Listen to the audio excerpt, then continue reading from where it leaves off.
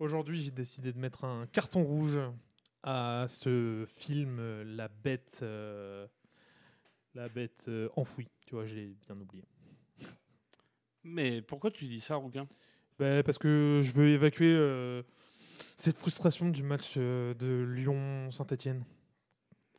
Bon, bah, si c'est comme ça, moi, je vais mettre un carton rouge à Patrick Sébastien et sa chanson « Est-ce que tu l'as vu?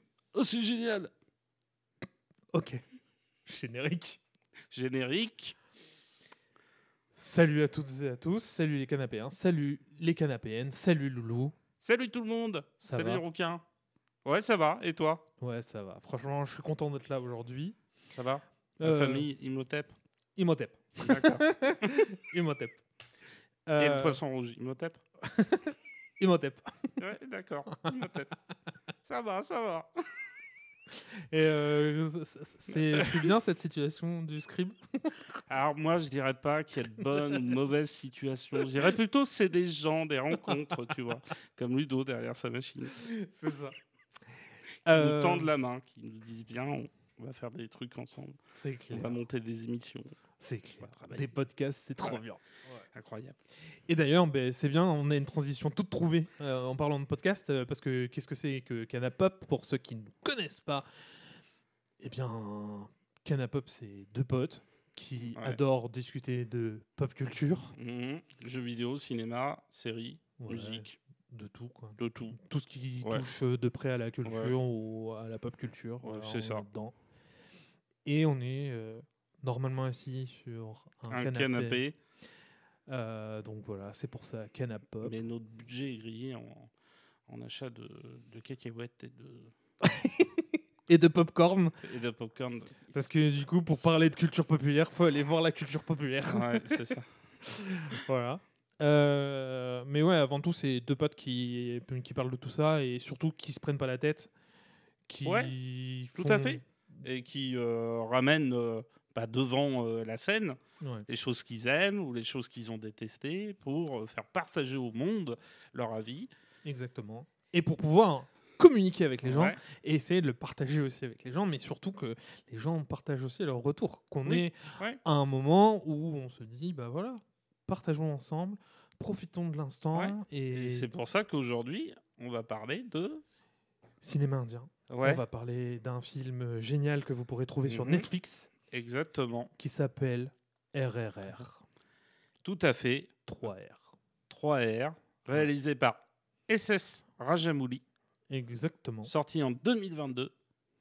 Ouais, sorti en 2022, donc c'est assez récent. C'est après Covid, donc assez récent. C'est encore, c'est encore vite dit, mais c'est quand même intéressant parce que ce qui va se passer avec lui, c'est que c'est un film qui indien. Donc, qu'est-ce que c'est que le cinéma indien? Parce que il faut.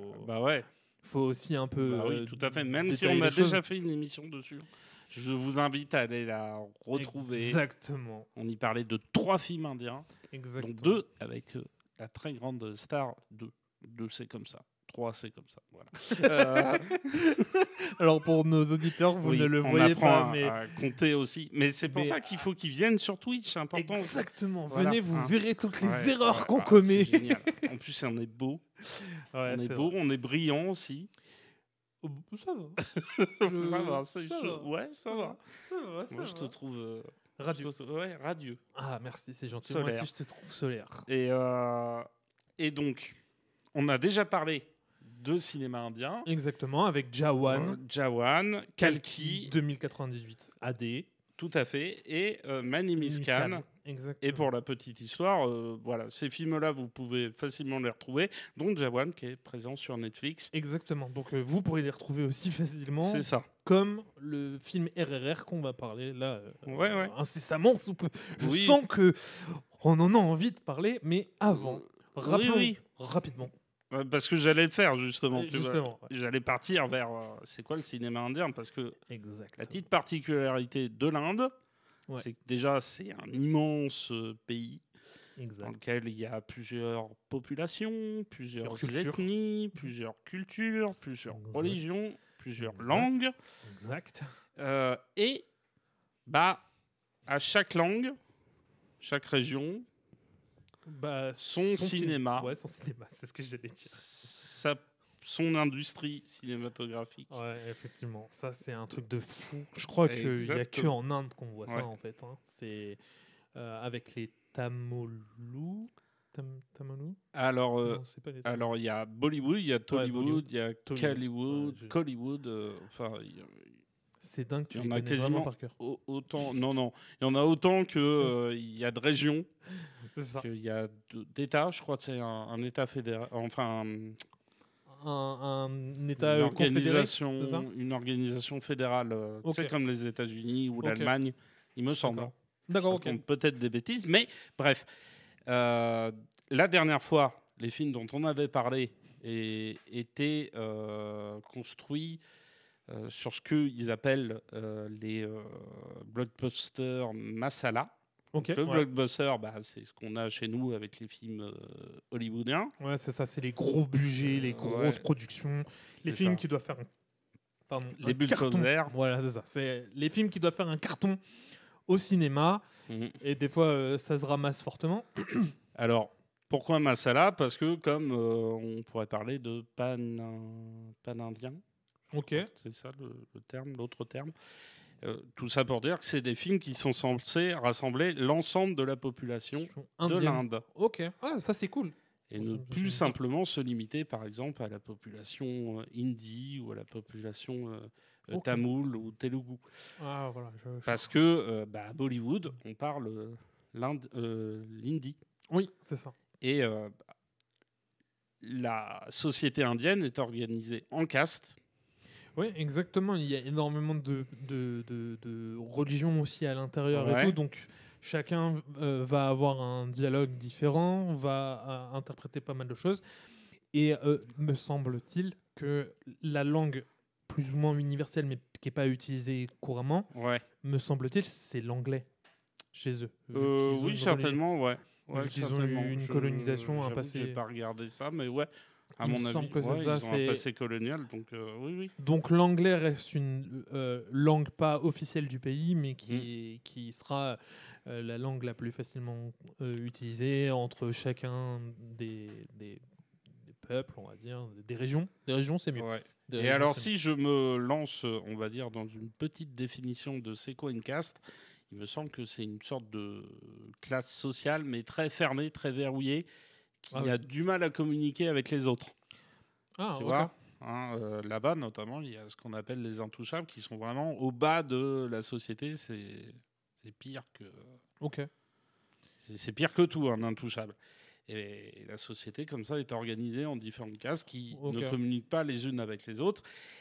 Et cette prolifération de différentes industries en fonction de la région suit aussi la logique de caste. Donc, il faut imaginer que, par exemple, Bollywood, dont on a très souvent entendu parler, par chez nous, parce que c'était vraiment le truc qui nous arrivait jusqu'aux oreilles, parce que surtout, il proposait des choses, on va dire, qui étaient un peu similaires à ce qu'on entend, et assez abordables pour nous, tu vois. C'était des comédies musicales, des romances. Alors il y a des super films, Devdas notamment, qui est très très beau, et ça a malgré tout développer tout ça, une grosse animosité, un très gros ressenti d'une grande partie de la population indienne parce pour Bollywood. Ils se sont sentis annexés et ils se sont dit nous aussi on voudrait croquer la part du gâteau un peu et on aimerait pouvoir que tout le monde nous connaisse aussi. Et voilà. Et donc au bout d'un moment, ils ont fini par réfléchir à ces blockbusters masala pan-indien. Exactement. On va toucher tout le monde. C'est pour ça que quand on parlait de Kalki, il y avait la star des Bahubali et il y avait cet acteur très célébré là-bas qui a joué dans... c'est la première fois que tu oui, j'ai un blanc. Je vais le retrouver. Mais enfin, voilà, il y a toujours... salut Louis. Cette idée de... Oh, salut cette idée de rassembler, en fait, la société en allant chercher... les différents représentants des différentes castes. Et ça, en plus, c'est vraiment cool parce qu'aujourd'hui, c'est bien de casser tous les mythes qu'on a autour du cinéma indien, parce que beaucoup de gens pensent que des préjugés. Surtout, voilà, c'est ça. Tout le monde pense que le cinéma indien, c'est que de la musique, c'est que des chants, c'est que des trucs. T'es arrivé à l'heure, Louis Guillaume. qui sont totalement fous et qui sont dans le surjeu continuellement. Souvent, les gens pensent ça à tort. Alors, à tort, qu'on s'entende. C'est pas forcément tout à fait faux. Ce que vous avez vu par le passé, c'était comme ça que ça se faisait à l'époque, on va dire. Mais c'était une époque qui était différente.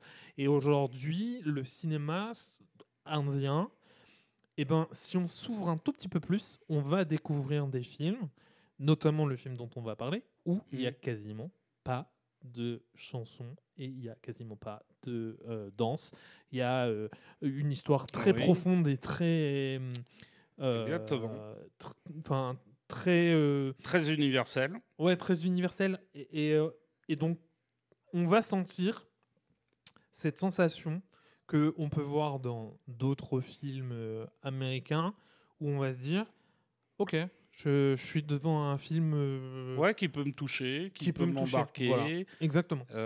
Et là-dessus, en plus, tu vois, en voyant RRR, on va dire le bond technologique fait par ce cinéma-là, même s'il reste à 2-3 endroits, des petits CGI qui piquent un peu les yeux. Mais enfin, c'est intéressant de se dire que le réalisateur de ce film, c'est le réalisateur des 2 Bahubali, et que notamment le premier Bahubali avait à ce titre-là quand même des petites choses qui pouvaient repousser, on va dire, un spectateur un peu lambda, un peu chiant, ouais, bah oui, parce que c'est le spectateur un peu chiant. Bah c'est Jean-Michel. Jean-Michel, je me plains de la qualité des effets spéciaux. Il n'y a pas les effets spéciaux. C'est vrai. J'aime pas les. À retrouver dans toutes vos salles de cinéma. C'est notamment celui qui mange ses popcorn en faisant du bruit. Très bruyant. Oui, c'est ça. C'est très bruyant. Et on se mettant juste devant toi, alors que toi. Et il a un chapeau de cow-boy. Oui. Et il a le chapeau de cow-boy. Ouais, et il a le chapeau de cow-boy. Voilà, ça c'est. Et il habite à Elbeuf. Ah, ouais, ok. Ou peut-être à Bolbec. À Bolbec, oui. À Bolbec. Voilà, je pense qu'il vient plus de Bolbec.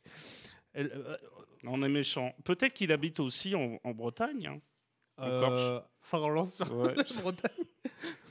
Après, j'aime bien le beurre salé. Ça peut J'aime bien le beurre salé. Ça peut être aussi en Corse. Qu'est-ce que j'aime aussi Non, bon, j'arrête. Mais en fait, ce qui est intéressant avec Bahubali, la comparaison rapide de Bahubali et de RRR, par exemple, pour moi. Et ben dans Bahubali, il y a plus de musique, il y a plus de danse, il y a un univers. Attention, ça m'a embarqué très très fortement. C'est vraiment incroyable comme film. Mais il faut jeter dessus. Et d'ailleurs, c'est présent aussi sur Netflix. Et en version longue en plus. Ah oui. Allez-y, Bahubali, c'est royal. Si vous n'avez pas peur des presque 3 heures de film x2. Ouais, c'est ça, il fait 3h20, non ? Un truc comme ça, je crois. C'est énorme, mais c'est génial.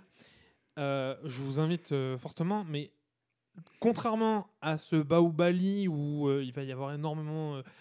merci Louis de recommander aussi... Bah oui, forcément. Le trio. Les vrais savent.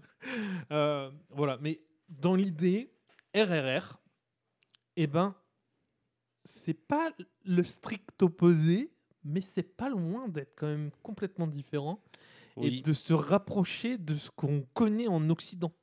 Oui, et en plus, il faut savoir qu'il y avait quand même une petite différence entre Bahubali 1 et Bahubali 2, parce que dans le traitement, on va dire que Bahubali 1 était beaucoup plus candide, naïf dans son approche de son univers.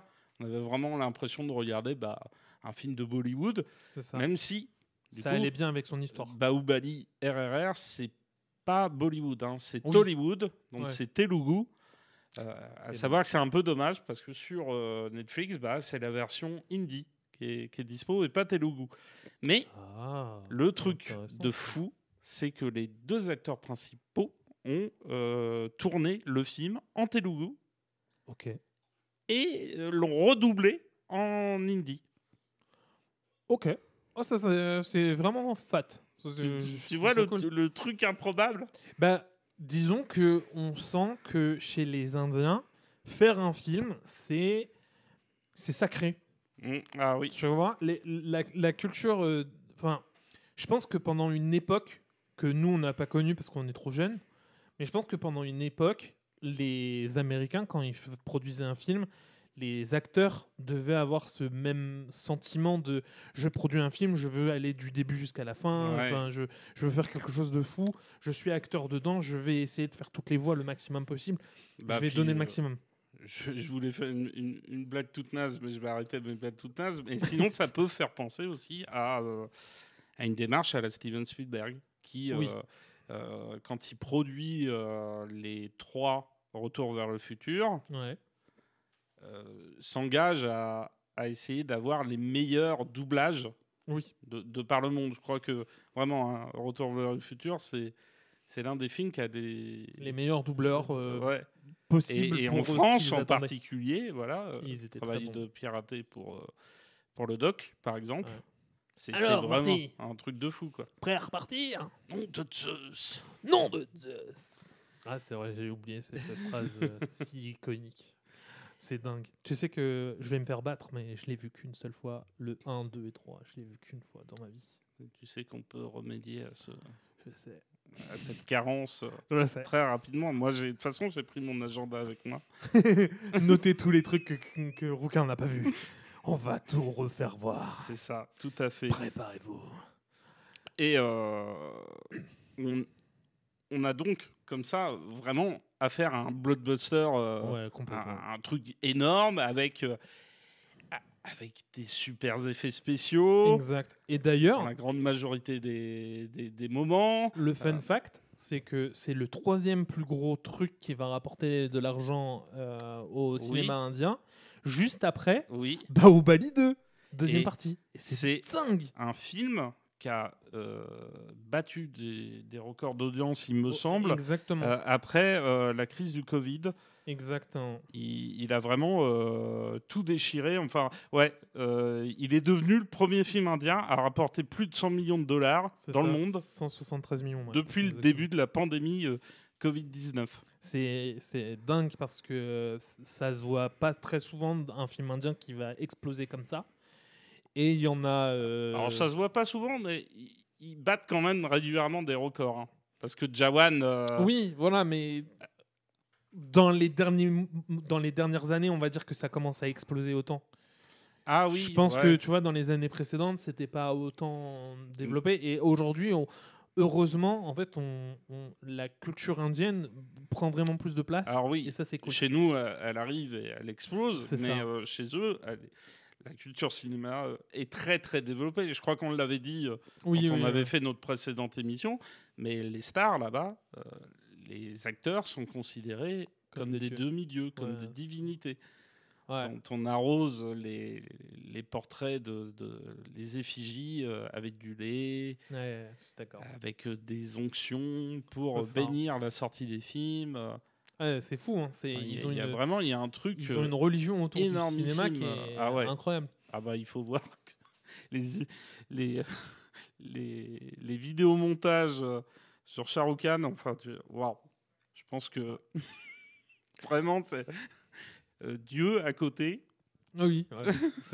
Alors, ça dépend de quel dieu, parce que leur dieu à eux sera autant mis en valeur.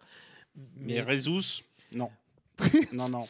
Tu joues pas dans une cour, garçon. C'est bien de t'être sacrifié pour l'humanité, mais t'aurais dû en faire plus, peut-être. Peut-être. Peut-être que finalement, ça servait à rien. Bon, bref. On va se mettre toute une religion à dos. Tu penses qu'ils écoutent? Ouais, je sais pas. Mais... C'est pas bien de détester les autres. Ouais, c'est pas gentil. Hein. Surtout c'est pas chrétien. Bon, bref. N'allons pas sur ce sujet en plus. Hein. J'ai envie de dire des choses aussi. Surtout que c'est marqué dans leur Bible. Non, mais... RRR, je suis tout à fait d'accord avec toi. Moi, je vais venir sur un petit sujet avant de pouvoir parler du synopsis. Je veux juste parler d'un petit truc, c'est que à la fin du film, il y a un truc super sympa. Il y a une musique qui va se déclencher Et en fait, cette musique, on va avoir plein de notifications de personnages illustres de l'Inde. De figures de l'histoire de l'Inde. Exactement, ça va être des révolutionnaires, ça va être des héros, des guerriers, exactement. des figures politiques. Alors après, il faut quand même noter que, comme par chez nous, les figures comme ça sont un peu récupérées par tout le monde. Donc ça veut dire beaucoup de choses. Oui, mais ça peut aussi vouloir dire tout le contraire en fonction de qui voilà, le donc dit. C'est un truc un peu à manipuler. Du coup, c'est dommage que tu fasses cette ref-là maintenant, parce que ça aurait été bien. Ça arrive à la fin.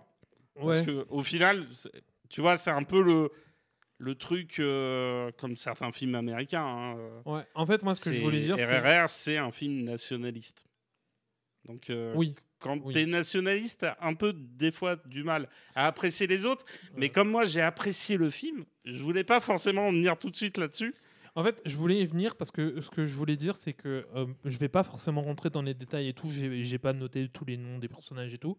Mais je vous invite, à toutes les personnes qui cherchent à avoir de la culture ou des trucs comme ça, je vous invite à ne pas hésiter, en fait, à aller regarder en plus, parce qu'il y a ces informations supplémentaires qui vous donneront la possibilité de comprendre pourquoi ces gens ont été illustrés dans le film à la fin du film. Tout à fait. Mais alors après, tu vois, l'autre truc que moi, je trouve assez fou, c'est que finalement, celui qu'on va connaître le plus de par chez nous, Mahatma Gandhi, n'est pas du tout dans les représentations. Exactement. Qu'on peut apercevoir dans ce générique final. Donc, voilà. Moi, je trouve quand même que ça veut beaucoup dire. Mais Gandhi, il fait pas partie de l'Inde, je crois. Enfin, si, de la région. Enfin, mais il est très contesté, notamment par l'idéologie qui est dominante là-bas. D'accord. En ce moment. C'est pour ça aussi que c'est un film, tu vois, qu'on peut regarder sous des angles très variés. Très larges. Et je trouve que c'est intéressant de se poser ces questions-là. Mais alors après, c'est un film quand même. Déjà, de quoi ça parle quand même, oui, parce que voilà. Ouais, c'est d'accord. De merde, on parle de sujets qui sont peut-être trop beaux pour l'instant, mais de quoi cause. Tu veux faire le synopsis ou tu veux que je le fasse? Je peux le faire. Libre à toi. Alors, ça va nous raconter l'histoire de deux révolutionnaires qui, dans l'Inde colonisée des années 1920, vont se révolter contre l'oppresseur britannique. Et les deux vont le faire pour des raisons très différentes. Ils ne sont pas tout à fait du même côté de l'histoire. Comme dans un film dont on parlera après, le fameux « Il était une fois la Révolution ». Voilà. Exactement. J'ai rien à rajouter, je pense. Tu l'as dit correctement. En fait, moi, j'avais même fait complètement différemment de toi, tu vois. Ouais. En disant que, en gros, un couple de haut placés dans la colonie britannique en Inde a capturé une gamine. Ouais. Voilà. Ah ouais. Et donc, il y a un mec qui va être notifié par son peuple comme étant un chasseur, mais genre son héros pour récupérer la gosse. C'est ça, Et par la même occasion, on a un fonctionnaire de police indien qui veut se faire une place dans la haute sphère militarisée, en gros, pour pouvoir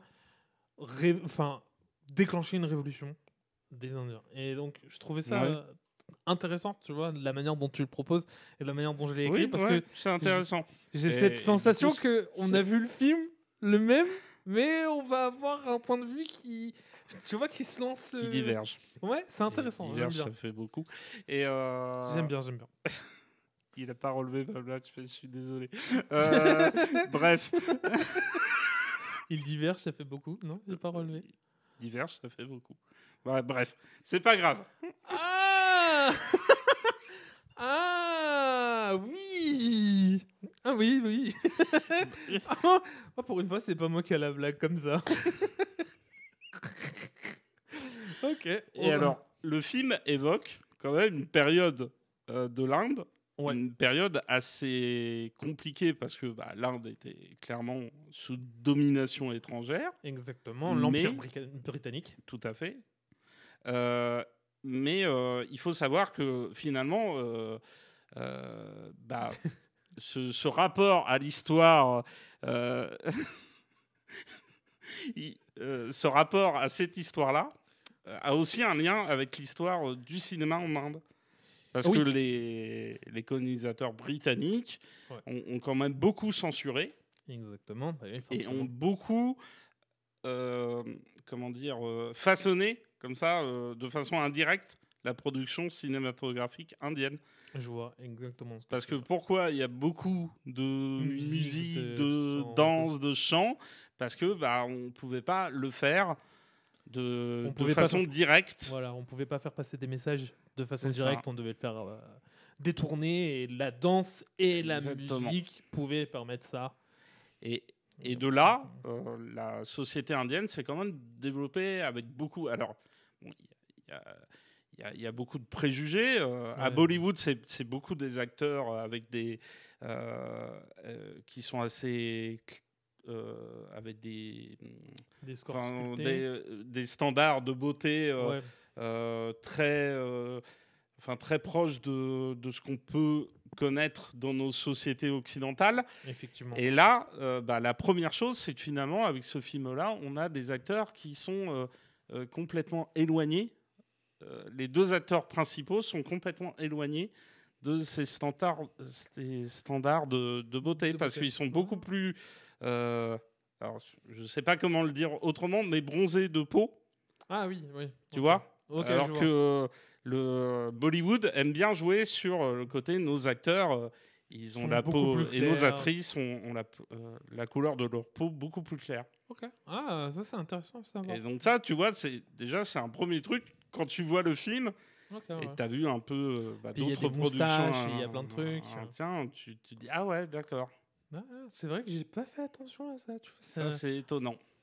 Parce que les deux personnages vont quand même la peau très similairement de même couleur, les deux personnages. Donc, en fait, si on n'a pas cette information et qu'on regarde pas assez souvent le cinéma indien, c'est tout à fait ça. Mais on le voit pas.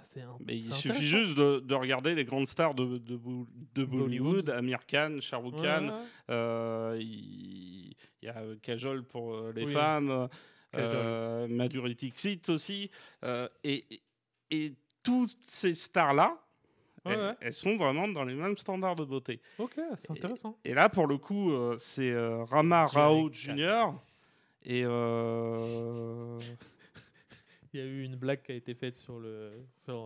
Ram Charan. Ah, Shere Khan. Oui. Voilà.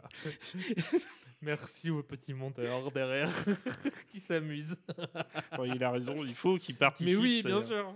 Tu vois, Mais ouais, ok, c'est super intéressant Ça, franchement. Et tu vois, donc Ram Charan, donc il joue Bim. Non, Bim, il est joué par Rama Rao Jr. Ok, donc il joue Raju alors. Voilà. Donc là, on a des acteurs qui sont quand même beaucoup connus là-bas. Nous, c'est la première fois qu'on les voit dans un film. Oui. Mais c'est des mecs, ils sont physiques. C'est des Hercules, comme tu disais si bien. Tout à fait, c'est des Hercules. Et ce qui est intéressant, c'est que, bam, le film commence, première séquence, il y a une information à faire passer. C'est quoi l'info ? Première séquence, c'est le... Attends, j'ai un trou de mémoire là. C'est quoi la première séquence du film ? C'est les méchants. Ah oui, les méchants, ils sont très très méchants. Ah oui, c'est vrai. Ils tapent les gens avec des gros morceaux de bois. Ah oui, effectivement, c'est ça. Comment les gens font pour survivre. C'est vrai que ça commence comme ça. À la fin du film, on se dit oh. Oui, c'est vrai. Exactement ça. Et je viens de me rappeler, la première séquence du film, c'est le moment où on voit les Britanniques de la haute société dans le village de la petite. Est-ce qu'on a dit qu'on allait spoiler ? Ah non. Eh ben, bienvenue sur Canapop. Vous allez vous faire spoiler. Je vous conseille tout de suite d'arrêter. Donc là, vous voyez, ça fait 29 minutes qu'on est en live. Vous stoppez maintenant. Vous allez regarder le film de 3h05 et vous revenez pour faire encore 1h30 de podcast. Non mais... Je suis désolé, j'ai eu un... une révélation. Je l'ai vu dans ton regard, tu m'as regardé, tu as fait... c'est ça. Attends, est-ce qu'on a parlé... Et là, il s'est dit, putain, Louis, il a pas l'air si intelligent d'habitude. Il doit se passer un truc. Il y a une lumière qui s'est allumée en haut. Alors, Tim, je t'assure, il faut que tu regardes le film. Même si c'est 3h05, c'est comme si tu le regardais qu'une heure et demie de film. Ouais. Et franchement, ça va passer comme ça vaut 1 milliard de fois n'importe quel Marvel qui sort actuellement. Ouais, parce que littéralement dans le film, toutes les 15 minutes, t'as un climax, t'as une espèce de grosse scène d'action, ou une scène qui t'en envoie plein les yeux, plein les mirettes de plein de façons différentes. Et donc je le disais tout à l'heure, le film commence par une séquence qui nous présente les méchants. Exactement. Et les méchants, ils sont très très méchants parce qu'ils enlèvent les enfants. Voilà, ils ont enlevé une petite fille qui s'appelle Mali. Tout à fait, qui chante super bien, qui fait de très jolis dessins. Voilà, et du coup... C'est méchant. C'est méchant d'enlever les enfants. Ouais, voilà. Et en fait, ce qui est intéressant dans ce concept-là, c'est que il y a un quiproquo parce qu'ils ne parlent pas la langue anglaise. Oui. Et donc, il y a un moment où la dame va jeter de la monnaie. Ouais. Et le mec indien qui, lui, comprend ça comme... Bah, elle remercie ta fille d'avoir fait le tatouage. Et en fait, non, c'est juste pour prendre l'enfant et la dédommager de prendre l'enfant. Et je trouve que ça fait beaucoup de résonance avec des vrais faits historiques. Exactement. De racisme, de haine entre les populations, tu vois. Et donc moi,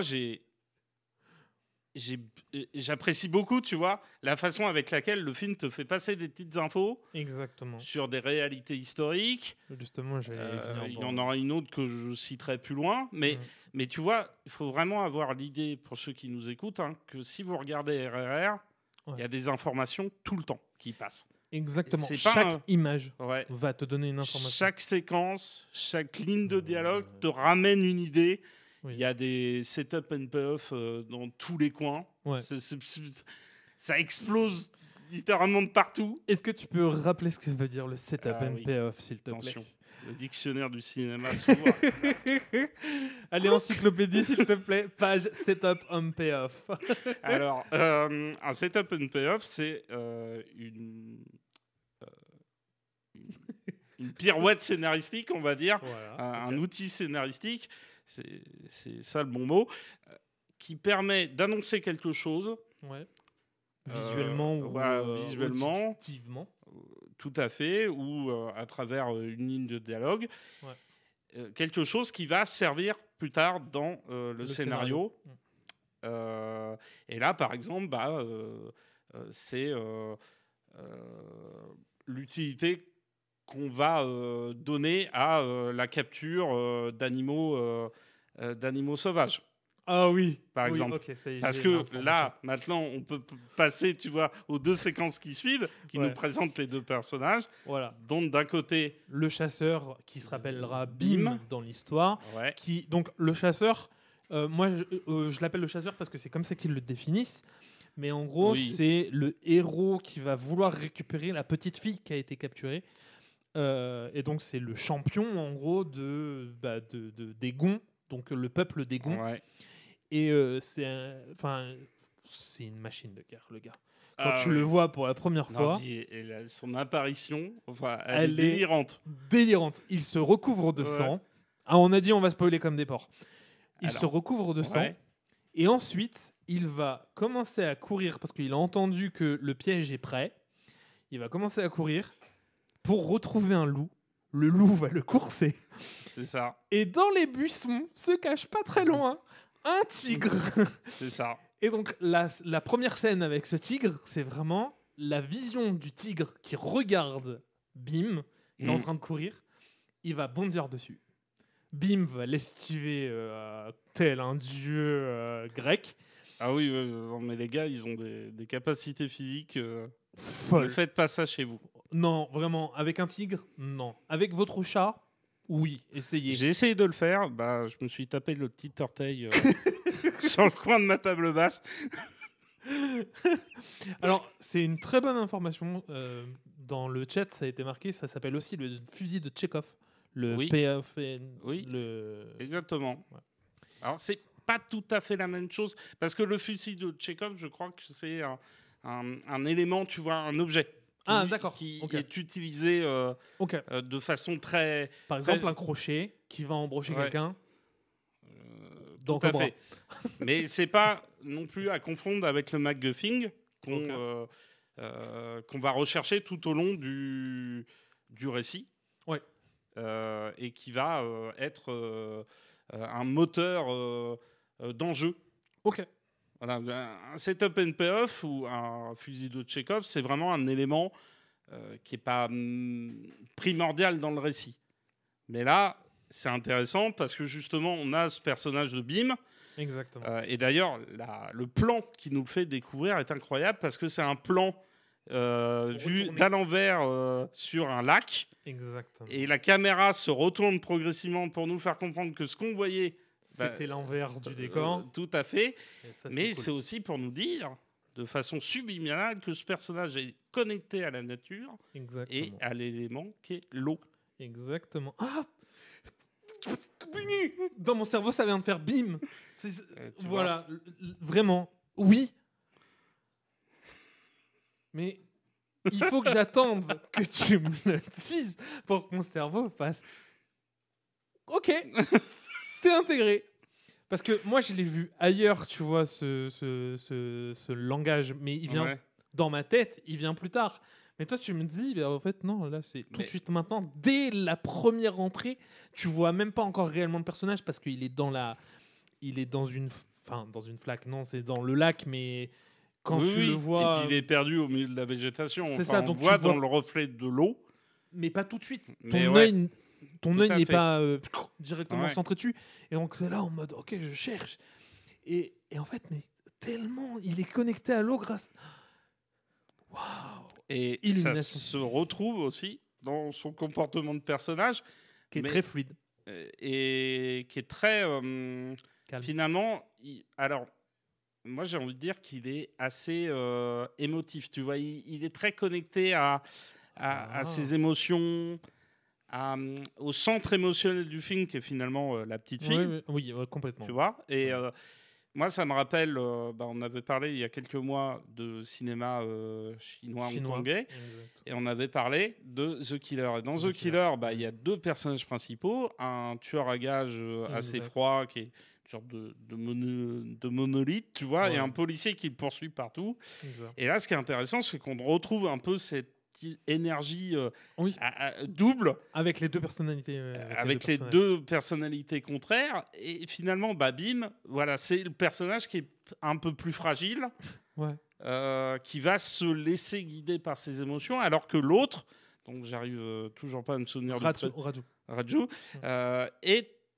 et lui, une espèce de machine à tuer, quoi. Ouais, ce serait même plus robotique, robotisé, sans émotion, très froid, très glacial. Exactement. Alors, pas sur tous les aspects, parce que quand tu le vois dans sa relation shakespearienne avec Bim, t'es en mode... en fait, il a quand même pas mal d'émotions, il est quand même... Mais il y a quand même cette séquence qui nous le présente, alors qu'il n'est pas une séquence de chasse aux fauves haletante, mais une séquence où le personnage est policier et on attaque le commissariat où il est employé. Quelqu'un balance un caillou. Et le grand chef dit je veux la personne qui a balancé le caillou, et lui il saute au milieu des manifestants de la mêlée. D'un millier de personnes. C'est ça. Il y a environ 1 millier de personnes. Et le mec qui a jeté le caillou, il est sur le dos de 2 autres gars. C'est ça. Mais il est à 100 mètres du lieu, quoi. Donc il faut se dire que 1 millier de personnes devant soi, solo, t'es un flic, t'es mal vu parce qu'en face, ils ont vraiment envie de vous faire la peau. C'est un dieu, le bonhomme. Quand il saute dans la mêlée, c'est un dieu. Le monsieur, c'est Obélix ou Astérix. Hein. Et ce qui est génial, c'est que tout de suite, tu vois, on te fait ressentir, genre, les personnages sont en face.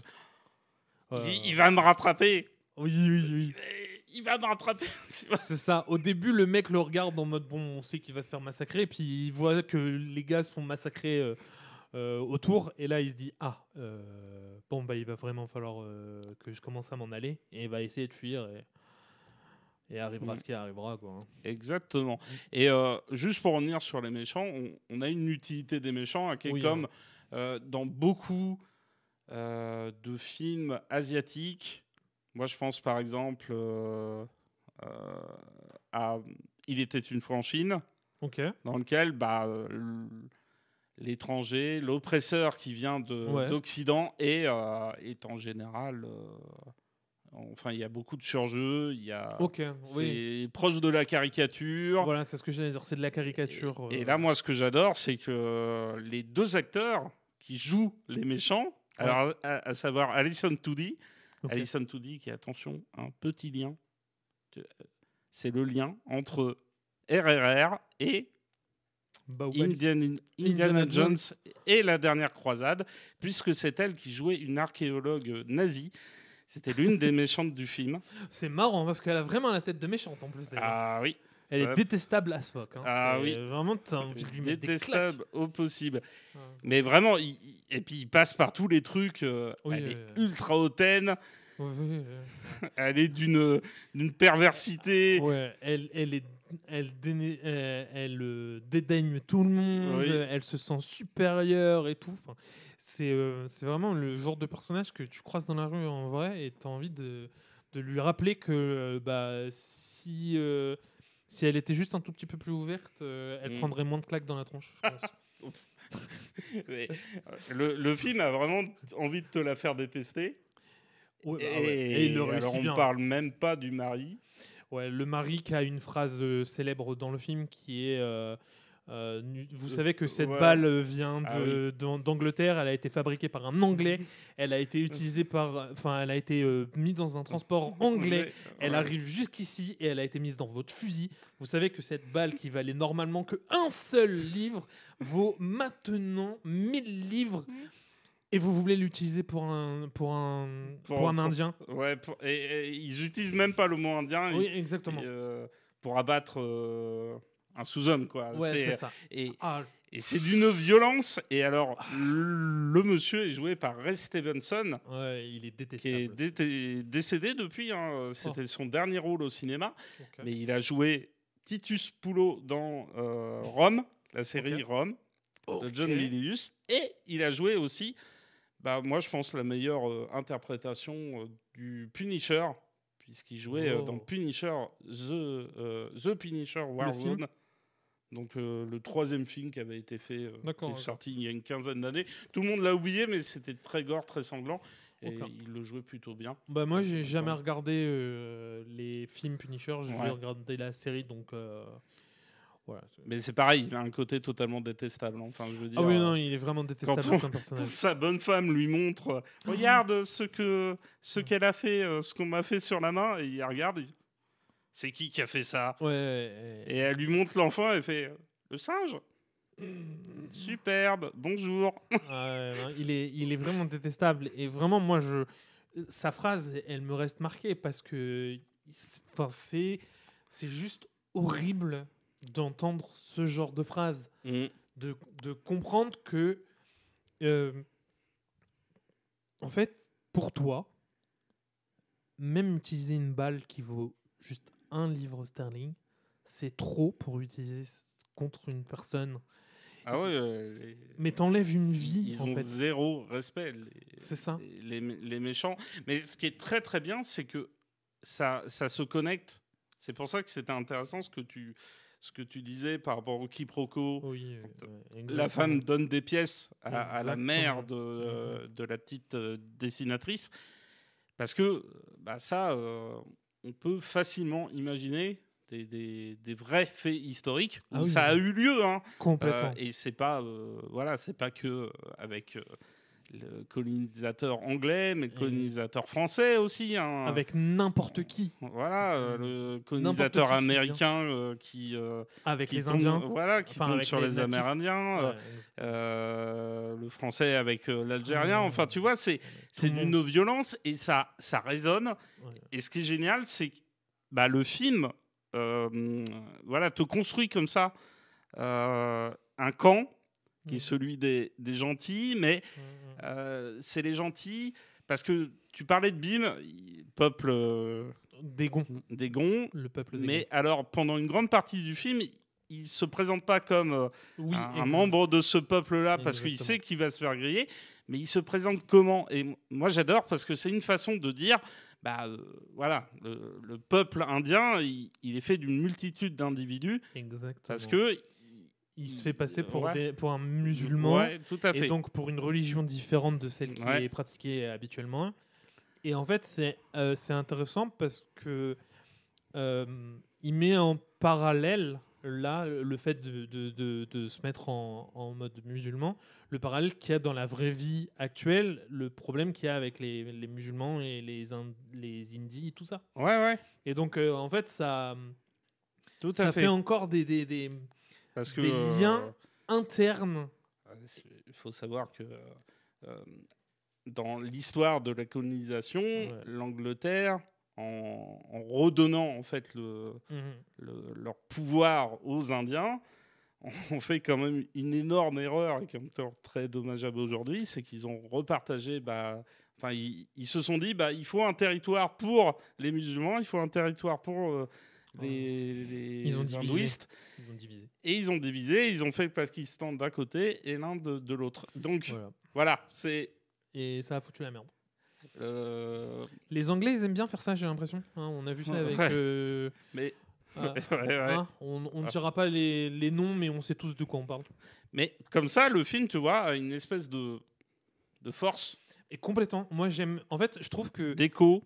Ça en vient à faire de la mythologie, tu vois. Pour moi, c'est de créer un récit comme ça, un mythe, parce que tu as tellement d'informations méga importantes, mais juste, des fois, en visuel, tu vois un élément de décor. Il y a un passage dans le film où les deux protagonistes vont se retrouver ensemble et vont venir pour sauver la vie d'un enfant.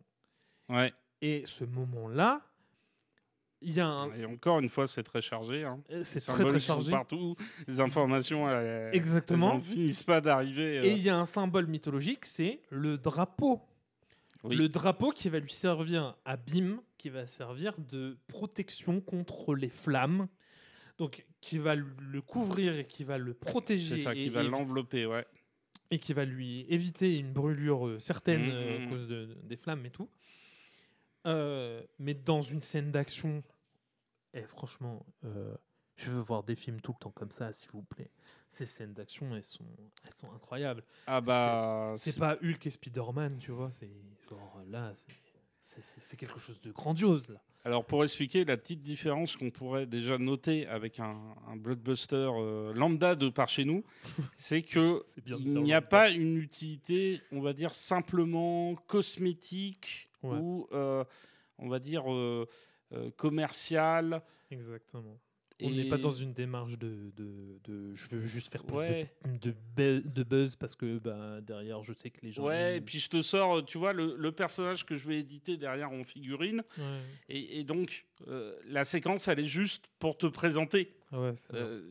Que plus tard, tu pourras acheter, qui sera décliné en différents, on va dire, produits marketés et produits dérivés. Et donc là, vraiment, tu as l'idée d'avoir des personnages qui renvoient à une symbolique, qui renvoient à quelque chose, à une histoire, à un discours, pour finalement le transfigurer, le transcender, le dépasser. Et, le rendre mythique. Et le rendre mythique. Et ce qui est incroyable, c'est que finalement, le film ne s'arrête jamais. Il y a Il y a les 3 séquences qui nous présentent les personnages. Et au bout de, on va dire, une quarantaine de minutes de film, le film te balance. Enfin, il y a un écran noir et apparaît le titre du film. Ah oui. Et là, tu te dis.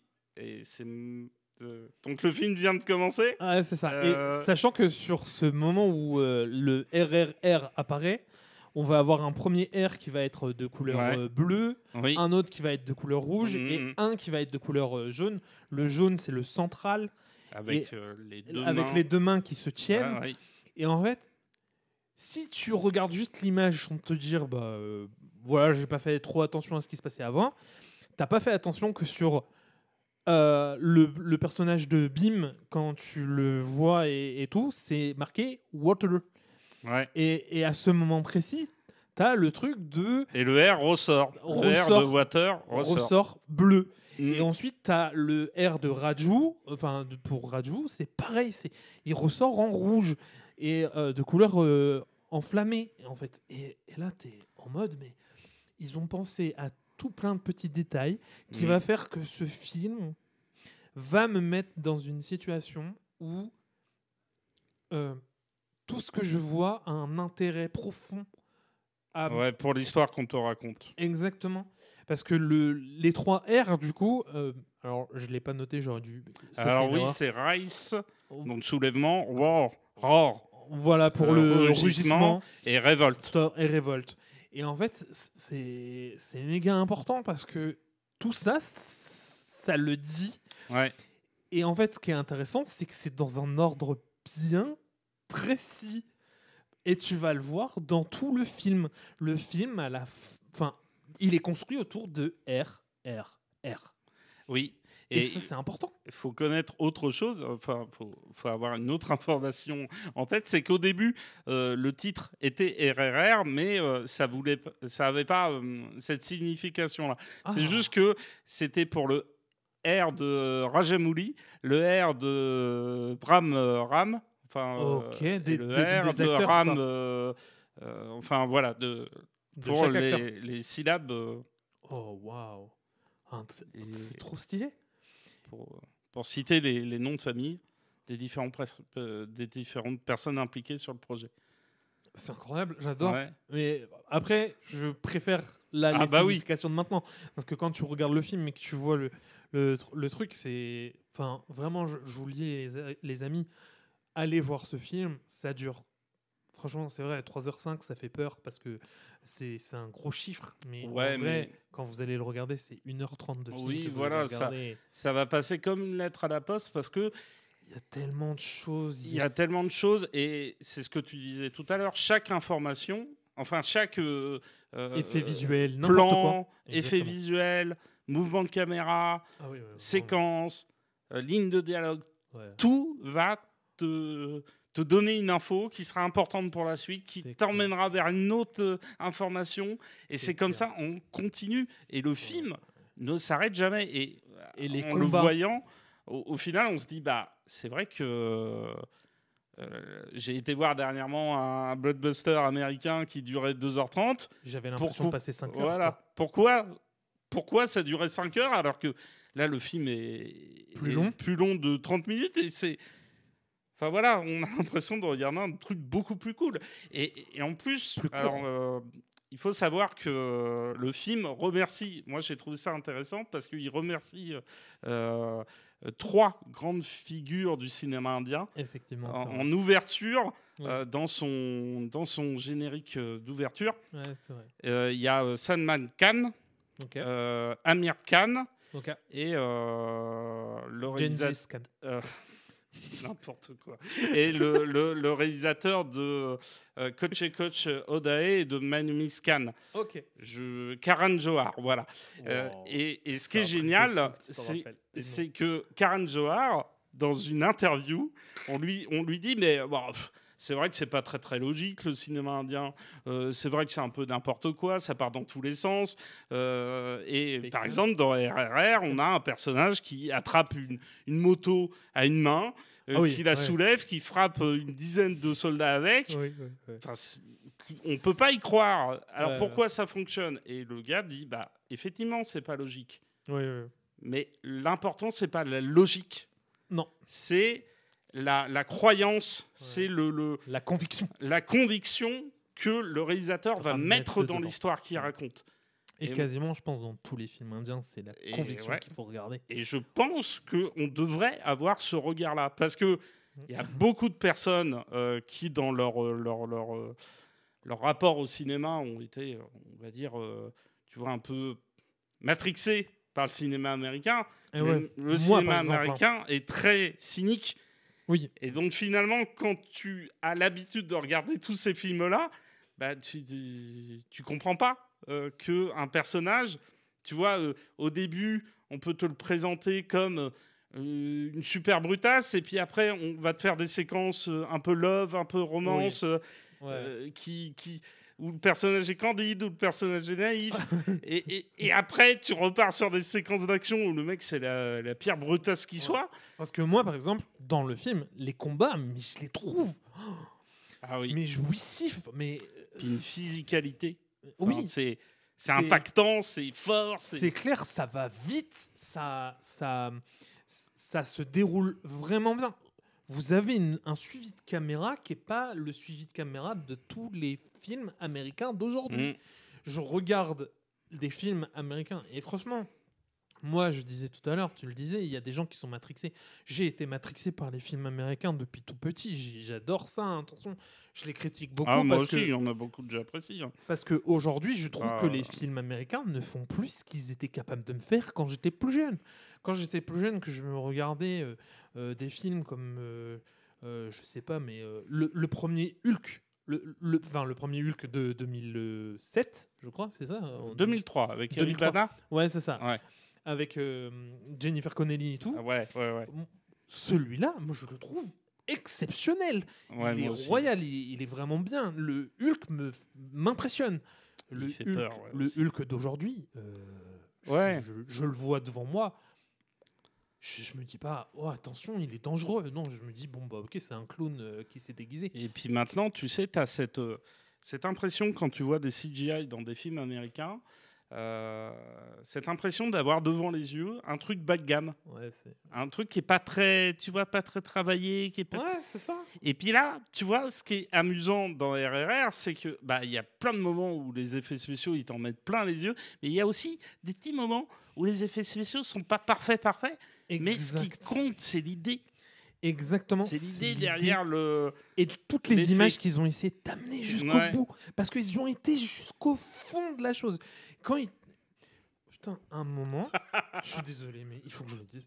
Il y a un moment, il y a un combat où les deux protagonistes vont se taper dessus. Puis alors là, oui. T'as l'impression d'être dans un jeu vidéo, tu sais. Mais oui. C'est Mortal Kombat, tu sais. Street Fighter. Et tout le film... On te dit, il y en a un, c'est la puissance du feu, et l'autre, c'est la puissance de l'eau. Et il le transforme. Il y a un mec qui va prendre un tuyau d'arrosage, comme ça va tirer dans tous les sens, mais il va utiliser son tuyau d'arrosage pour se taper. L'autre va utiliser une lampe torche, enfin une torche, une simple torche, et il va se battre avec. Mais bordel, c'est tellement mieux. Ils t'ont mis ces petites informations parce que tu savais qu'ils allaient aller jusqu'à là. Un film américain, aujourd'hui, c'est je prends une information que je te dilapide comme ça, que je te dilue, et à un moment, je vais te dire, ah bah tiens, c'est qui a le plus beau cul de l'Amérique? Pardon, mais mes bras m'en tombent. Sérieusement. Mec, t'as passé 70 ans dans la glace. Tu t'es un super héros parce que tu peux te taper comme un dieu. Ouais, et puis t'es une figure mythologique. Et merde, tu devrais porter quelque chose de fort, quoi. T'es juste là pour me dire, mais c'est qui a le plus beau cul de l'Amérique? J'en ai rien à foutre, bordel. Montre-moi quelque chose qui va m'intéresser. Là, non. Et puis il faut se représenter aussi que RRR, c'est un film... C'est un pur film de cinéma parce que c'est un film qui utilise tout le panel du cinéma pour te faire comprendre les choses. Et dans la fameuse séquence de bagarre, on a ces deux plans larges là. On voit les personnages se relever de façon hyper badass au ralenti, en prenant des poses ultra épiques. Et oui, t'as envie de voir ça. C'est ça, t'as envie de le sentir, t'as envie de le vivre, t'as envie d'être à côté d'eux et de regarder la scène au plus près. Et tout en étant là, dans ton canapé, devant ton écran. Alors après, je dis canapé, mais ça serait tellement 100 fois mieux, je pense, sur un strapontin, devant un écran géant avec une caisse de résonance qui va t'exploser les oreilles à chaque fois que ça va se taper. Parce qu'il y a des coups, tu les entends, les coups. Tu entends le mec qui prend un coup dans la bouche. Voilà, ça fait... Ouais. Et puis c'est important. C'est du cinéma ultra sensoriel et c'est du cinéma qui essaie de donner vie. Moi, j'aime bien parce que là, il y a un peu l'idée de donner corps à ce que tu pouvais voir dans des cases de bande dessinée. Exactement. Et te dire, voilà, là, on n'est pas dans la case de bande dessinée où on peut faire les choses que d'une certaine façon. On est dans le cinéma. Donc, on va repousser les limites du truc. Et ça part dans tous les sens. Et là-dessus... tu voulais continuer là-dessus ou Non, j'allais passer sur un autre sujet parce que je viens de relire un morceau de ma note et j'allais m'engueuler moi. Alors moi, je voulais juste parler de la musique parce qu'il y en a peu. J'allais y venir. Mais alors, qu'est-ce que c'est bon. M'enlève les mots de la bouche. Mais qu'est-ce que c'est bon. C'est la meilleure musique indienne de film actuellement. C'est celle qui a remporté un Golden Globe. Exactement. C'est celle qui a parle vraiment... de Natu tout, oui, exactement. Natu. Qui a tout explosé. C'est incroyable. En fait, il faut savoir que, comme on disait, le cinéma indien, il y a énormément de préjugés, notamment les chorégraphies, les films, la chorégraphie et la musique, qui est très omniprésente dans les films indiens la plupart du temps. Dans celui-ci, il n'y en a que 2. Il n'y a que 2 musiques. Il y en a une. Alors, il y en a 3. Il y en a 4. Parce qu'il y a la chanson de la petite fille, qui est une belle... qui est une belle poésie. Ouais, une belle poésie. T'as Natu, qui est une sorte de compétition. J'allais y venir, un truc d'endurance. Chorégraphié. T'as la chanson qui chante quand il est en train de se faire... quand il est en train de se faire flageller. Lapider, voilà. Flageller. Ou flageller, ouais. Et il y a... oui, flageller, c'est mieux. Et il y a la chanson de fin. Et en fait, pourquoi je disais que pour moi, c'est que 2 musiques réelles dans le film. Non, il y a celle aussi où ils sont... Il y en a un qui est à cheval et l'autre, il est sur une moto. Et c'est des copains et tout. Ah oui, c'est vrai, j'ai oublié. Mais... Ils sont copains. Ok, alors... Comme nous, requins. Donc oui, c'est vrai. Voilà, c'est vrai. C'est une très belle amitié en plus. Ouais. Toi, tu dans les monter 2 cas. sur un cheval et moi sur une moto. Je préfère monter sur la moto. Le cheval me supporterait pas. J'ai peur de casser un cheval en 2. Après, bon, ça sera très bon parce que du steak de cheval, c'est très bon, mais...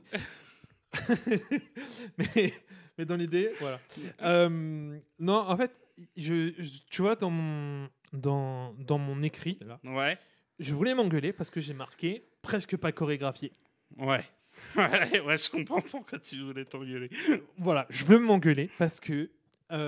en fait, c'est pas chorégraphié comme on a l'habitude dans les cinémas indiens, c'est-à-dire qu'on va avoir énormément de danse chorégraphiée et tout. Là, il y en a que 2 dans le film. Pour le coup, il y en a vraiment que 2. Les autres musiques sont présentes, mais c'est pas chorégraphié dans la danse avec tous les acteurs en même temps. Oui, je vois ce que tu voulais dire par... Voilà, et c'est pour ça que tu vois, c'est bien de remettre les bons mots. C'est la chorégraphie. Oui, c'est vrai. Mais c'est méga chorégraphié sur tout le reste. Les combats, c'est chorégraphié et tu le sens. La prise de décision du... On revient sur le... Exactement. On revient... Encore une fois, chaque mouvement veut dire quelque chose. Exactement. Signifie quelque chose. On ne peut pas passer à côté. Exactement. Et ça, je trouve ça trop bien parce qu'ils utilisent toutes les chorégraphies dans l'art du cinéma.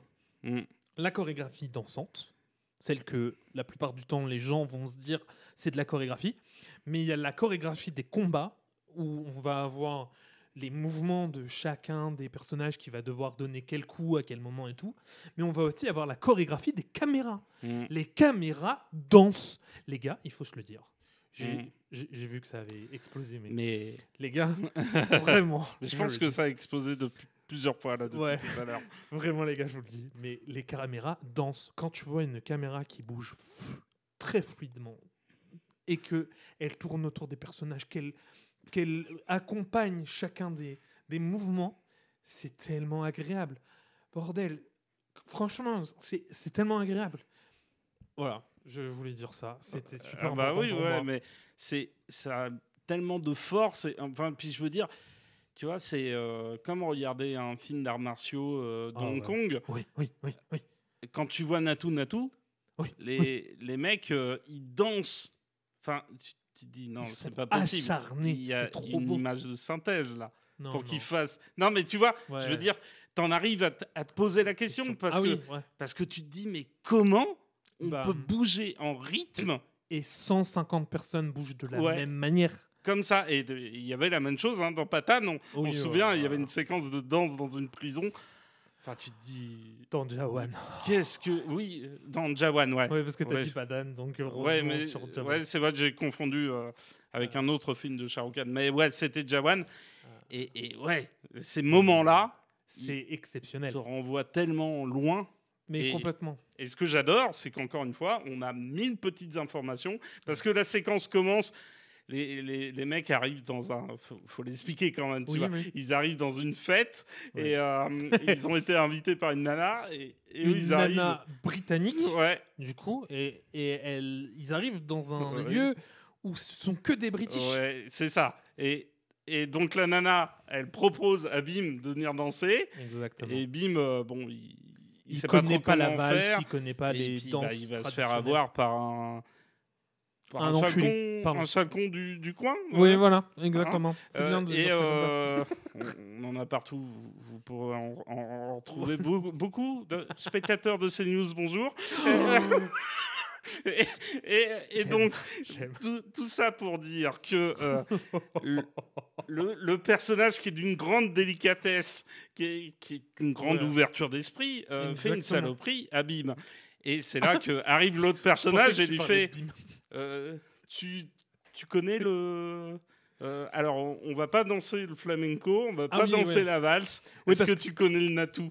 Et là, ça part.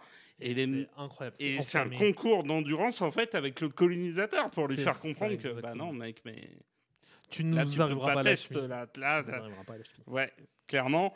Et c'est génial parce que ça dure 4-5 minutes, mais c'est une belle séquence. Un moment d'orgasme incroyable, quoi. Exactement. Déjà parce que ça prouve encore que les chorégraphies sont très intéressantes et que si toi, en tant que...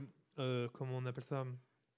Si toi, en tant que spectateur, tu aimes tout ce qui s'apparente à de l'art, la danse, ça en fait partie. Et certes, le flamenco, c'est cool. La valse, c'est cool. Mais nous, en tant qu'Européens, on connaît ce genre de danse. Même si aujourd'hui, on connaît plus le twerk. Ça vomir. Mais voilà, c'est une danse. On l'apprécie ou pas.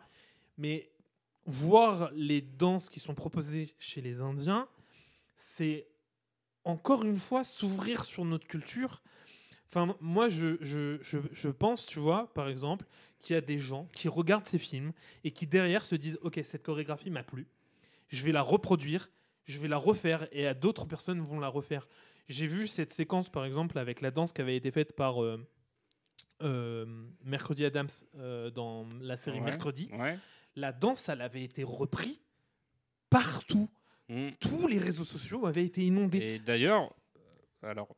Pour parler d'une danse qui a été beaucoup reprise, Natu, ça a été récompensé d'un Golden Club. Exactement, pour la musique, pour la il y avait quand même Rihanna, Lady Gaga dans les autres personnes nominées.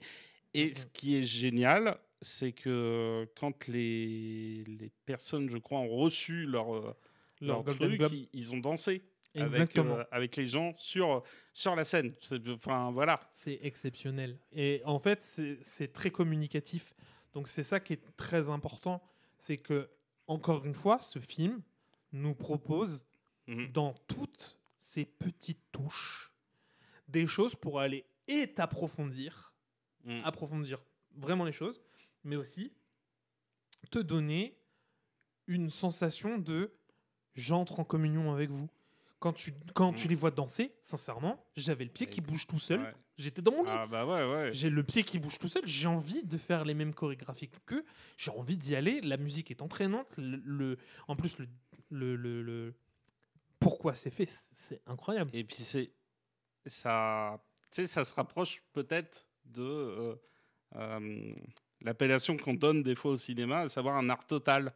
Ouais, dans le sens où toutes les formes d'art vont être connectées là-dedans, parce qu'il y a aussi une photographie très ocre. Oui. Et il y a des belles séquences. Hein. Moi, je m'étais documenté en lisant un bouquin consacré au cinéma d'action. Et c'est vrai que moi, tu vois, juste pour revenir sur les séquences d'action, mais moi, le gros final, l'attaque de fort, la forêt et tout, ça m'a fait penser à Full Rambo. Et je veux dire, tu vois le truc. Et enfin, moi, j'adore la saga des Rambo. Oui, moi aussi. Je veux dire, merci Louis. Tu vois le machin, tu te dis waouh. Mais là, ils ont tellement, enfin, ils ont cassé, tu sais, le truc. Ils ont été plus loin que c'était possible d'aller. Et ce que j'adore, c'est que bon, t'as les 2 premières séquences où on les présente, où ils sont chacun dans leur élément. Ils essayent chacun d'avoir leur parcours pour obtenir leur objectif. Ouais. La séquence d'action du milieu où ils s'affrontent, ils sont dans une dualité. Et la dernière séquence, ils sont alliés tous les deux. Et juste avant de rentrer plus précisément, tu vois, dans l'analyse de la chorégraphie et tout, moi, ce que je trouve de génial, c'est que là encore, ils placent un élément historique réel. Ouais. C'est qu'il faut savoir que les gens qu'on envoyait au bagne dans des systèmes carcérales encore plus violent que ce qu'on fait aujourd'hui. Hein. Des goulags, en limite. Aujourd'hui, les prisons, enfin tous ceux qui disent qu'on vit mieux en prison qu'à l'extérieur, ils devraient essayer d'aller voler une orange, tu vois. Ça, je pense que ça leur ferait les pieds. Mais tu vois, il y a ce fameux moment où on fout l'un des héros dans une espèce de cage, un trou. Mais c'est un trou. Un trou dans la terre, c'est un simple trou. Et le mec, il passe ses journées à genoux. Donc il n'a plus de jambes. Il n'a plus de... Exactement. En plus, on lui a cassé les jambes avant. On n'a plus la possibilité de s'en servir. Et ça, c'est une réalité. Je veux dire, à Cayenne, c'est ce qu'on faisait aux prisonniers. Hein, notre beau pays français, on aime les autres, on partage. Bah oui, on les met tous dans les mêmes endroits. Oui, on les parque. Bah oui, tout à fait. On appelle ça des fois des ghettos.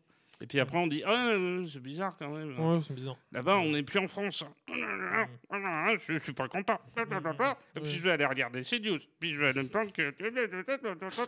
Bon, bref. Puis je vais dire à Cyril que c'est le meilleur. Mais par contre, je vais faire un truc intelligent. Je ne vais pas aller au rassemblement pour protester contre le truc de Marine. Franchement, on est ensemble mais sans être ensemble. C'est dégueulasse qu'on lui a fait. Bon, bref. Donc, après, tu vois, arrive le copain du héros qui lui dit je vais te permettre de te sauver d'ici. Hein, parce que tu m'as sauvé une première fois. Méchantes personnes. Je vais te sauver parce que j'ai découvert ta vraie... c'est ça. Ta vraie mission, qui était en fait une mission noble. Parce que moi, je défendais mon peuple, je défendais les Gonds. Toi, tu défends l'Inde. Voilà. Et ça, c'est un message. T'as une vision encore plus grande que la mienne. C'est un message qui était si beau. Et oui. Je me suis dit, mais en plus, il est explicitement dit. Donc, c'est pas trop, c'est pas too much. C'est explicitement dit, mais d'une manière très poétique, avec l'imagerie et tout le tralala qui va avec. Et en plus... Et je trouvais ça tellement stylé. Derrière, les 2 personnages, pour s'enfuir de cette prison, celui qui est venu chercher l'autre le porte sur ses épaules. Mais ça donne lieu à une séquence d'action. Exactement. Elle est complètement délirante. Et là, encore une fois, on repousse les logiques de la physique. De la mythologie. Et de la mythologie. Parce qu'on arrive sur Kali. Oui. Il représente Kali avec les 4 bras et le corps entier. Et elle était là en mode mais donnez-moi en plus, s'il vous plaît, j'en veux tout le temps. Et heureusement, le film ne s'arrête pas là parce que juste derrière, tu pars dans la forêt. Exactement. Et dans la forêt, il y a encore un nouveau symbole mythologique qui apparaît avec, alors je ne sais plus c'est quoi le dieu, je suis désolé, je ne connais pas tous les dieux indiens, mais il y a un dieu indien qui est un dieu chasseur avec un arc et des flèches. Et donc on lui fait des offrandes, on lui donne un arc, on lui donne des flèches. C'est fabuleux. Et c'est magnifique parce que c'est réutilisé. On va utiliser des drapeaux de couleur rouge pour entourer notre héros Raju. Et on va lui redonner une splendeur. Et c'est incroyable. Et le deuxième va être tigré avec de la peinture de guerre sur le corps.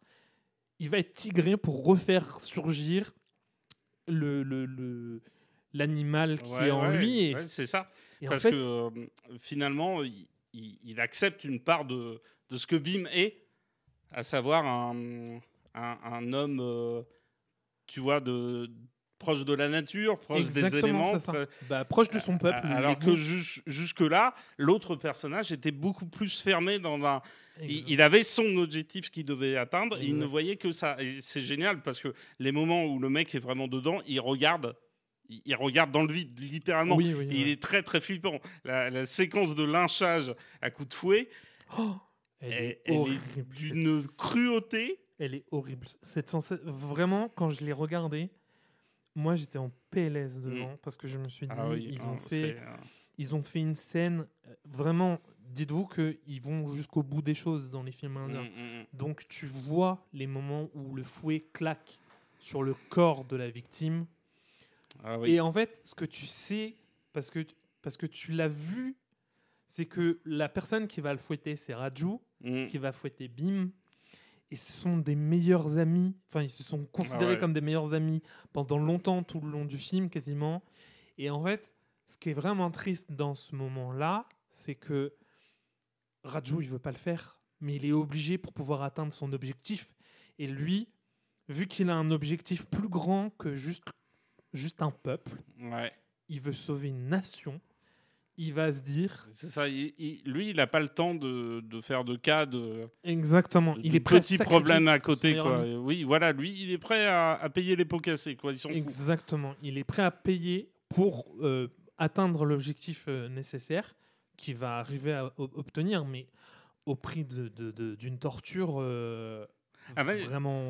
vraiment horrible. Ce qui est génial, c'est qu'il y a des films où ils auraient, tu vois, choisi de tuer l'un ou l'autre, de sacrifier. Mais ce qui est génial, c'est que le film, finalement, va pas là-dedans, parce que l'idée, finalement, c'est de dire, bah voilà, on est fort quand on est ensemble, tu vois. Cette espèce de moelle épinière. C'est un shonen, le truc.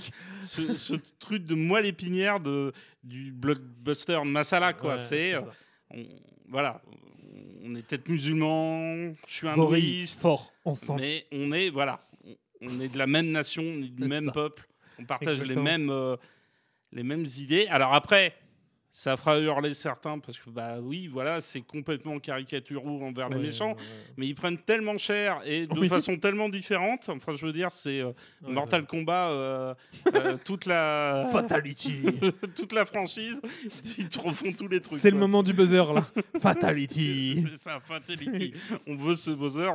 On va en parler la dernière fois. On l'aura un jour. On l'aura, c'est sûr. Je vous le dis. Mais voilà, RRR, ça s'arrête pas.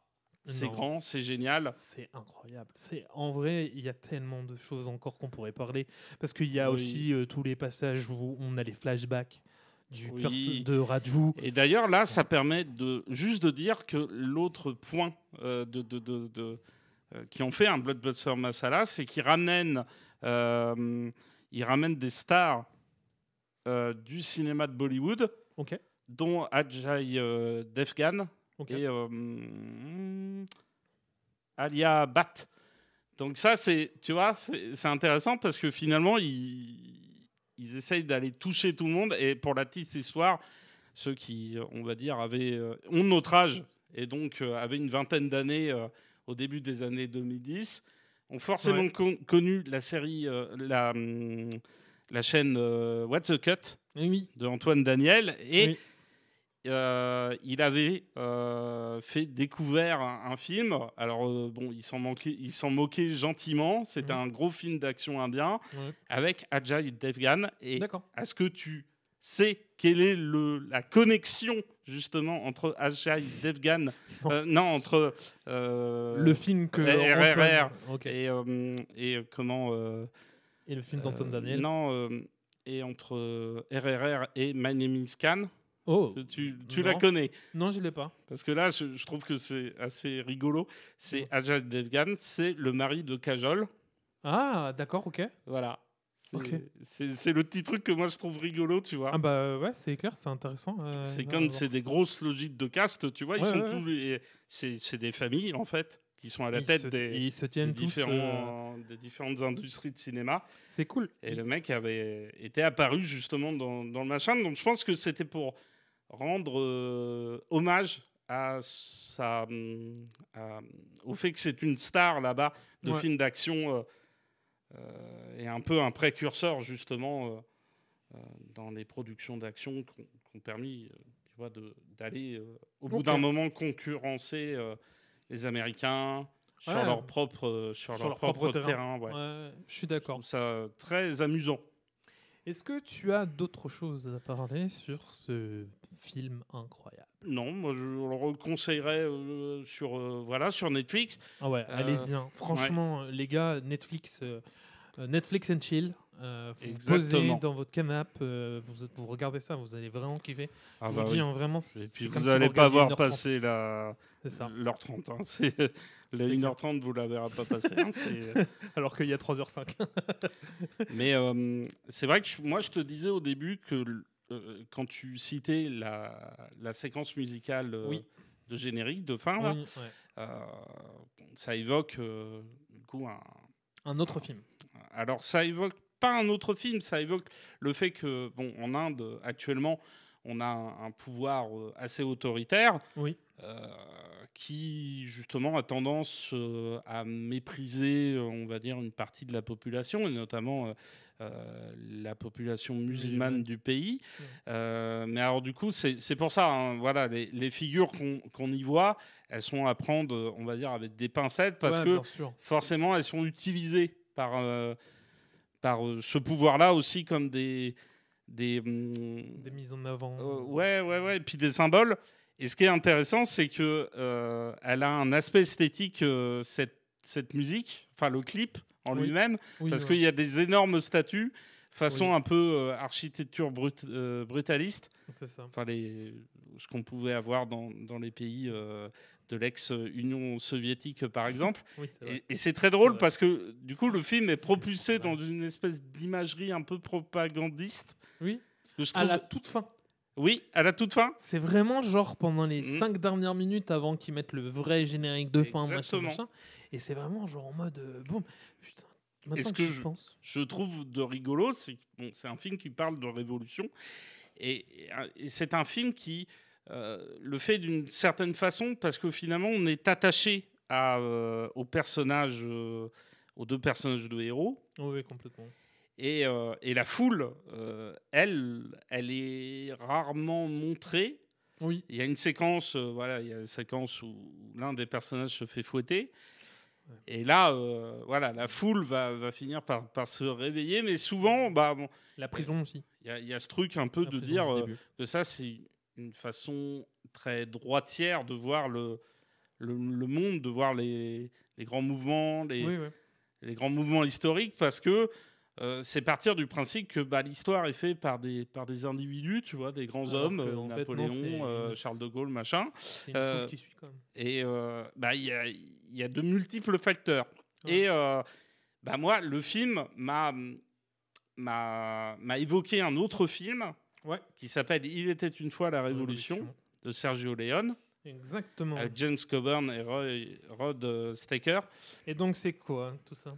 Et ça nous raconte l'histoire, encore une fois, de deux personnages antinomiques qui n'ont rien à faire ensemble. On a d'un côté Juan Miranda, qui est un peón mexicain. Un peón, c'est vraiment le niveau zéro de la classe, de la société mexicaine. C'est un paysan, c'est un ouvrier agricole. très miséreux. Et de l'autre, on va avoir John Mallory. Ok. Si je ne me trompe pas. Oui, c'est ça, John Mallory.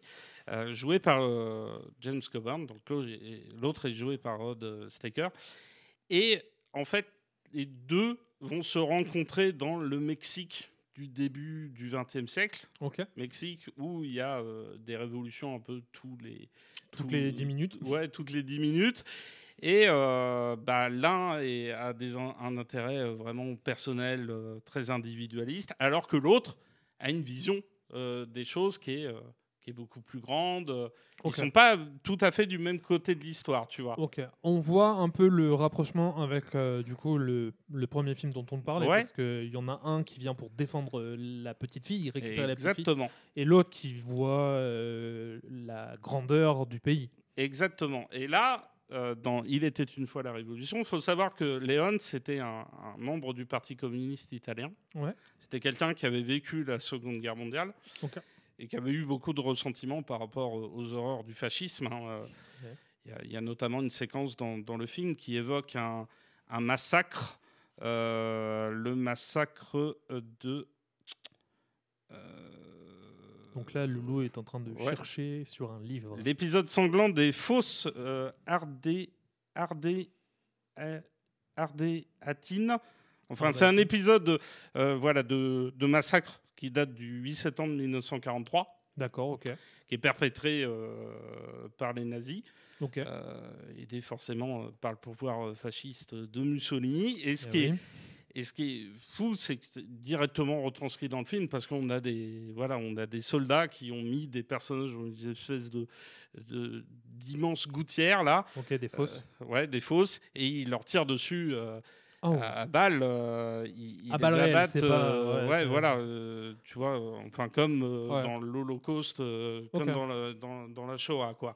Et en fait, les deux personnages principaux. Ce qui est intéressant, c'est qu'ils sont constamment sur la route dans le film. D'accord. Donc, c'est un western, en gros. Alors oui, c'est un western. Ok. C'est du western italien. Alors, j'ai plus tout à fait le nom. Le western spaghetti ? Oui, c'est ça. C'est le western spaghetti. Mais alors, il y avait encore une autre, on va dire, division dans le western spaghetti. Parce que le western spaghetti, c'est le terme donné par les Américains pour se moquer des westerns italiens. Ah, ok, je savais pas. Mais on avait une sous-division, c'était le western Zapata. Ah oui, j'en ai entendu parler. Et ça a bien marché dans les années 30 jusqu'à 60, c'est ça ? Alors, c'est vraiment dans les années 60. L'explosion du western italien, c'est les années 60 jusqu'au début des années 70. Et donc, il y avait une sous-division qui était vraiment des films centrés sur ce qui pouvait se passer au Mexique. Alors, sans forcément rentrer, on va dire, dans une représentation fidèle et réaliste de l'histoire. Mais on évoquait, tu vois, la révolution mexicaine. D'où le terme de western Zapata. Et on a... ces personnages-là, Juan Miranda et John Mallory, qui sont tous les deux, en fait, dans une trajectoire, dans un parcours. Ils sont tous les deux sur la route. Et là, comme dans RRR, chaque séquence sert à quelque chose. Chaque mouvement de caméra sert à quelque chose. Chaque ligne de dialogue va t'apprendre une information très importante sur la suite du récit. Et...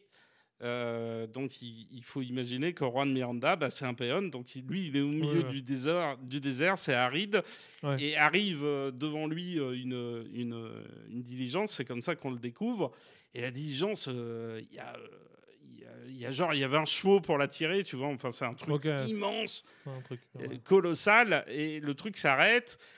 Et le gars qui conduit la diligence se fout un peu de la gueule du péon et lui dit moi je vais te faire monter dedans, mais attends-toi à ce qu'on te méprise, attends-toi à ce qu'on te prenne pour moins que rien. En gros, c'est un bus, quoi. Et il monte dedans, et là à l'intérieur il y a toute la représentation, on va dire, de la société bourgeoise. T'as le prêtre, marchand, le prêtre, le marchand, t'as une bonne femme, enfin ils sont tous là. Et ce qui est très, très, très amusant, c'est que finalement, lui, Miranda, il monte dans la diligence, il est un peu comme un enfant, tu vois. On lui dit, enfin, on parle devant lui, tu vois, de son peuple, on parle devant lui des gens comme lui. Et un Américain dit, de toute façon, ces gens-là, c'est pas des êtres humains. En plus, ils n'ont pas de cerveau.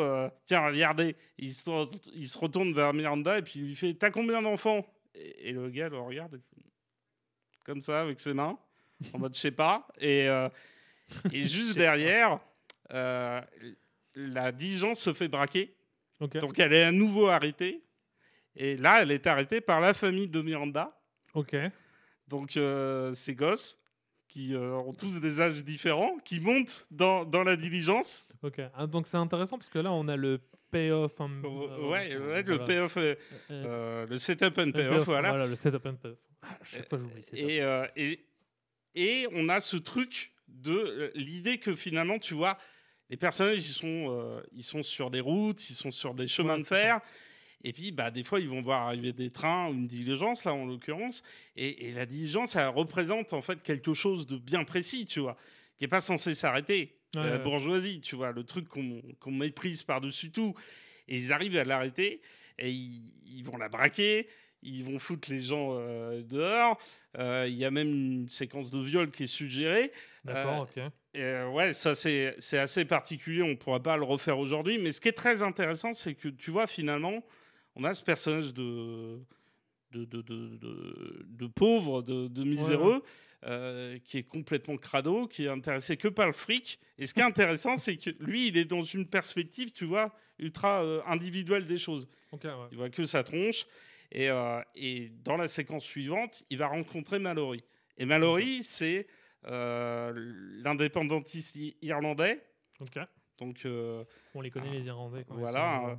Et donc lui, il jure que par la dynamite. Et donc il se dit, tiens, il est en train de faire péter, tu vois, des bouts de collines en plein milieu du désert. Il veut en faire des cratères. Et donc Miranda, il est obligé de s'arrêter avec sa diligence toute neuve. Et il voit une falaise s'écrouler sous le choc de la dynamite.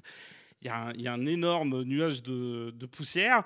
Et puis passe une moto en plein milieu du truc. Donc tu as toute la famille du péon qui est là en train de regarder la moto passer. Et le péon sort son flingue et tire dans le pneu. Ah, le pneu. Et le gars, il descend. Du coup, il s'arrête parce que sa machine ne peut plus avancer. Il regarde. Il fout la petite béquille pour qu'elle tienne. Il se lève. Il retire ses lunettes, il passe devant le gars, il monte dans la diligence, il ressort, il passe devant le péon, il fait « Cache-toi, connard !»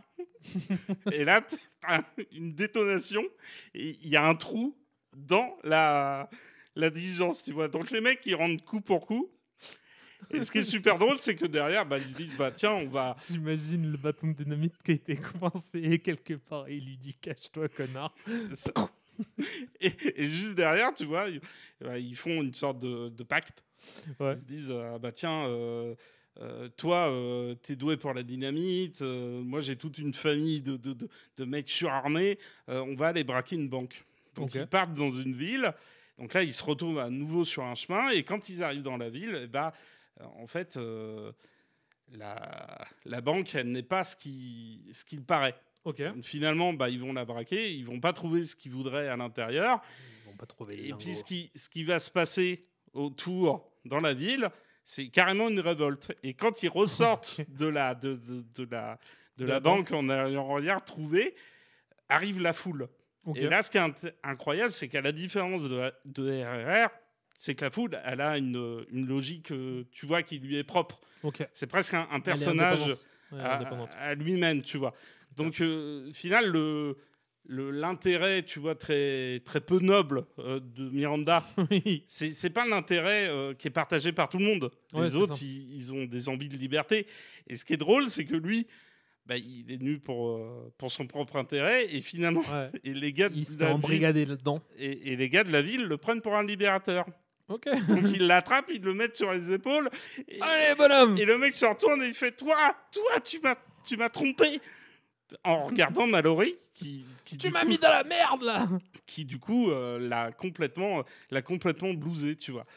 Et lui l'a fait revenir à ses idéaux à lui, tu vois. Et ce qui est intéressant, c'est que finalement, tu vas passer de ce ton très bon enfant à un ton beaucoup plus noir, beaucoup plus obscur au fur et à mesure du film, avec des vrais moments tu vois, qui évoquent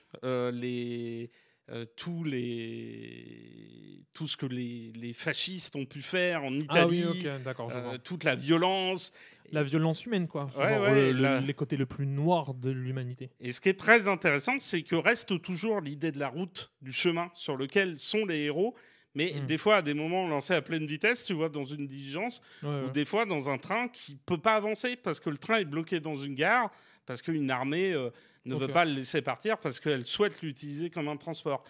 Et donc, ils sont toujours dans une recherche, enfin, pas dans une recherche, mais dans un déplacement continu qui va les emmener d'aventure en aventure. Oui, tout à fait. Plus pittoresques les unes que les autres. Exactement. Et ce qui est très drôle, c'est que finalement, ils sont toujours confrontés à des forces qui leur sont contraires, tu vois. Il y a la foule, mais il y a aussi l'armée fasciste qu'ils ont en face d'eux. Il manque plus que ce soit autobiographique, et en fait, c'est une fable... C'est une fable, comment on appelle ça? Pardon, une fable picaresque. Oui, c'est carrément picaresque. Oui, c'est carrément ça. Hein. C'est vraiment un truc comme ça. Parce que il faut savoir que Léon, c'est celui qui a créé, tu vois, le western spaghetti. À savoir que lui a posé le premier film, c'était... pour une poignée de dollars. Et pour une poignée de dollars, c'est le film qui va populariser Clint Eastwood. Et dans ce film-là, à la différence des westerns américains, tu as des plans très resserrés sur la tronche des acteurs, sur la sueur, sur les rides, yeux, sur tout ça, sur les barbes mal coupées, mal taillées. Et là, tu retrouves ça. Dans Il était une fois la Révolution, qui est une espèce de vision, tu vois, poussiéreuse, caniculaire, ultra dérangée. Et en plus, ça commence sur un filet de pisse. Faut t'imaginer quand même que ça commence sur un filet de pisse. Tu vois, le film s'ouvre, c'est le péon qui est en plein milieu de la cambrousse et il pisse, tu vois, sur une colonie de scorpions. Et c'est répugnant, tu vois. Mais je vois le truc. Il y a vraiment cette idée des personnages qui sont dans leur trajectoire et qui vont rencontrer autour d'eux des choses qui vont... Eux, ils voudraient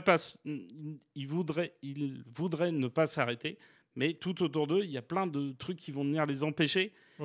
Et au bout du compte, c'est une vraie tragédie, tu vois. C'est un super film. Donc voilà, si vous avez regardé RRR, mais que vous voulez regarder autre chose qui va vous envoyer dans une direction un peu contraire, et qui finalement vous racontera un peu la même chose, regardez Il était une fois la Révolution.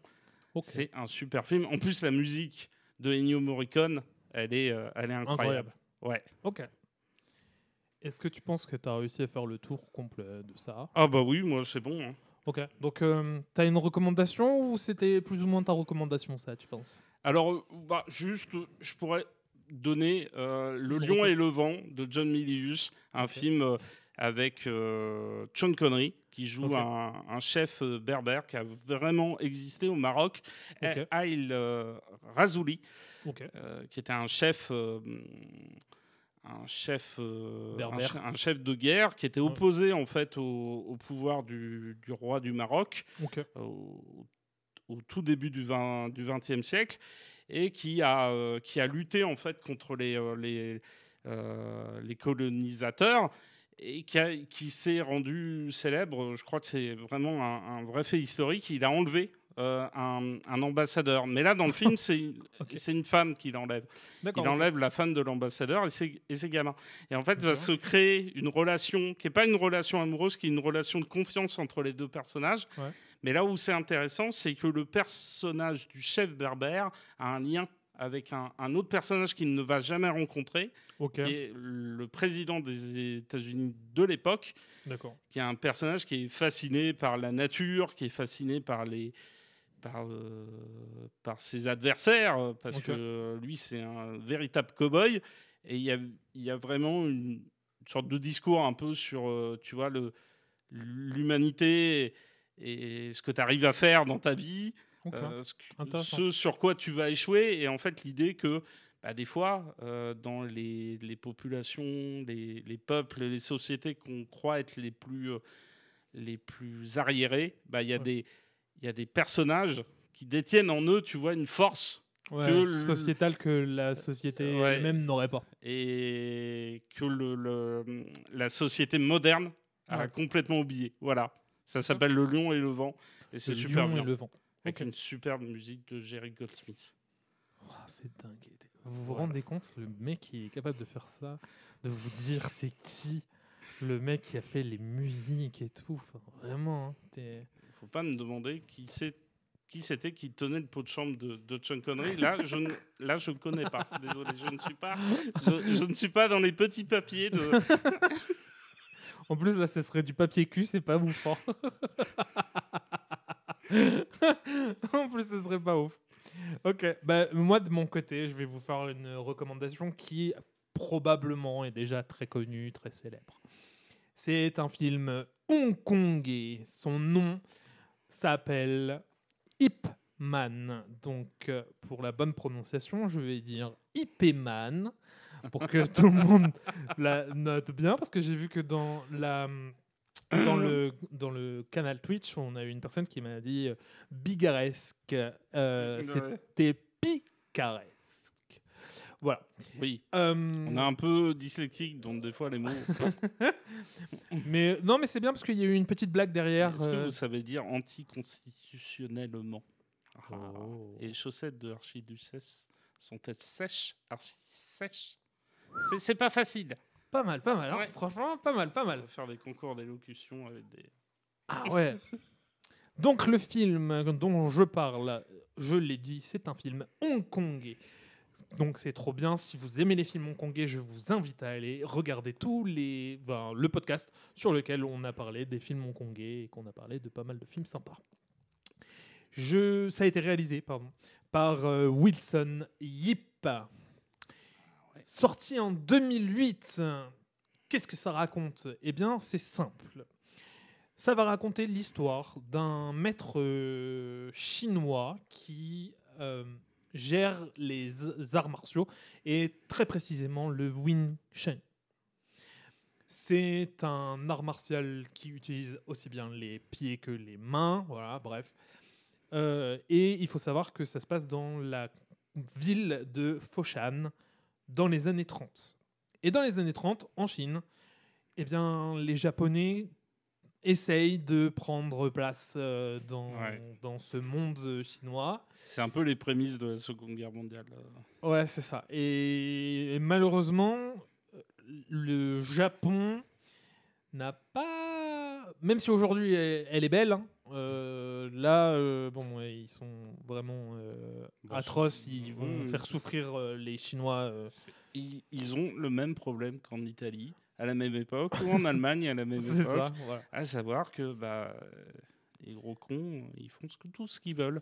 Exactement. Pour ça, des fois, c'est bien de les empêcher un peu, de les retenir. Ouais. Et donc, du coup, là, on va avoir le maître en kung-fu, donc Ip Man, qui va devoir, malgré lui, se battre contre des Japonais pour pouvoir libérer, on va dire, la ville de leur emprise, d'une certaine manière.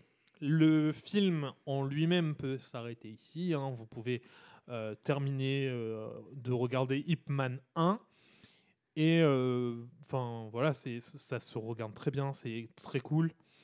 Le seul truc à savoir, c'est qu'il y a eu plusieurs autres films derrière qui vont parler de plusieurs envahisseurs différents. On va avoir les Britanniques, on va avoir les Américains peut-être. Les Américains, oui, parce qu'il y a à un moment il y a un combat entre Donnie Yen qui joue Ip Man et comment il s'appelle, la superstar Mike Tyson. Merci, Mike Tyson. Et voilà, donc allez voir Ip Man, je conseille au moins le premier, il est vraiment génial pour plein de choses, parce que si vous aimez les combats, eh bien vous allez être servi, les chorégraphies de combat sont vraiment trop bien, c'est super intense, c'est super agréable. En plus, c'est d'une certaine manière ultra zen, et ça permet aussi de... parce qu'on est vraiment sur du combat, combat au corps à corps, combat aux pieds, aux mains, enfin avec les arts martiaux. Donc ça va aussi avoir une réflexion, enfin on va aussi pouvoir développer notre réflexion de l'utilisation de la force. Ouais. Parce que en vrai, Ip Man, lui, il veut pas se battre parce qu'il sait ce qu'il vaut. Et il sait que c'est pas par la force qu'on doit résoudre les problèmes. On doit résoudre les problèmes par l'écoute, par le dialogue. Et il va se rendre compte que, au final, avec les envahisseurs japonais, la seule chose qu'il leur fallait, c'était de prendre des coups de poing dans la gueule. Voilà. Mais c'est un peu triste. Et ça va parler aussi de rébellion. C'est d'ailleurs pour ça que je le mets dans ce sujet. Voilà. C'est ma recommandation du jour. J'espère qu'elle vous plaira. J'espère que tout ça vous a plu. Ouais. Parce que c'est, encore une fois, une proposition culturelle très large. Exactement. On est parti sur un film indien, on a parlé d'un film italien. Qui vous galvanisera, qui vous fera réfléchir. Exactement. Et on espère qu'il vous plaira. Force de la culture. On espère très fortement que ça vous plaira. On donne un petit... Ah oui, un petit indice pour le prochain. Exactement. Donc, moi je propose, de mon côté, comme indice, s'auto-détruire. Ok. Moi, je veux dire compte à rebours. Ok.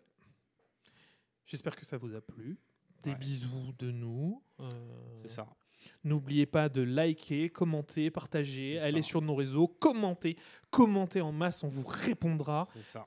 Pour toutes les personnes qui sont sur le stream, vous aurez encore une quarantaine de minutes pour pouvoir discuter avec nous, donc n'hésitez pas.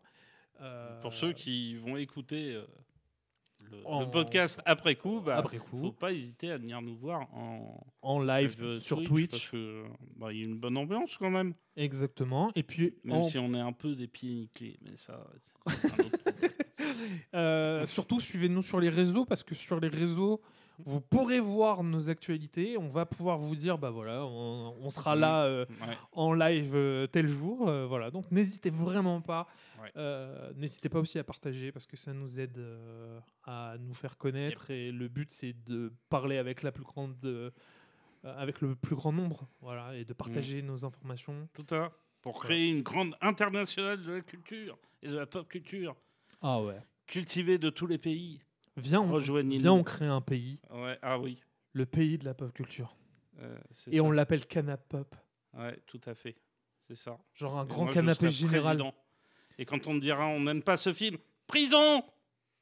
Oui, non. Ah non, on n'a pas le droit de faire ça. Ah bon. Non, parce que si c'est un Marvel. Bon. Ils ont le droit de dire qu'ils aiment pas. Voler l'argent aussi, parce que les gens qui volent l'argent. C'est pas bien. Et on leur tape sur les doigts comme ça. Argent. Bref. Bref. Des bisous de nous. Merci encore à tout le monde. Merci à Ludo et à ZGN de nous avoir. Désolé pour les blagues de merde. Non, faut jamais s'excuser. Elles sont très bien. Et oui. Et merci, à ZGN, parce que sans ZGN. Canapop, c'est pas Canapop. C'est juste deux gars sur un canapé qui discutent entre eux. Voilà. Bisous de nous. Bisous de nous. Salut.